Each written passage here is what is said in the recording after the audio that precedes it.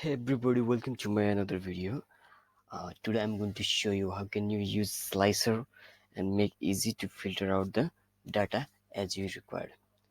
So here is my data, and for filtering we always go and filter from here, and if you need this then we use like this, and we list out like this. But in this function I will show you how can you sort it out simply. So for that we'll be clicking here by we'll make here table by clicking Ctrl T, done. And then you can see here,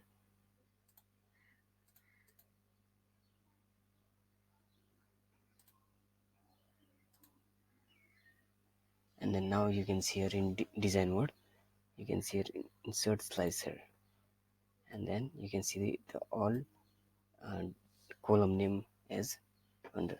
So here is order date, reason, or so suppose I want reason, reason or item. Now it's being slicer, and then we can sort it from here. If I click central, then we will get only central data, and you can see it's filter automatic by here. And if you want to west, east, or and to remove filter, you can click by clicking here this filter. If you item, then you can see all item. But if you need more, then control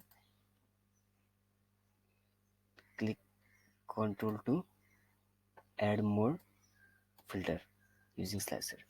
So in this way you can use from this slicer function. So I hope this video helps you. So thank you so much for watching my video. Please share and subscribe my channel. Thank you.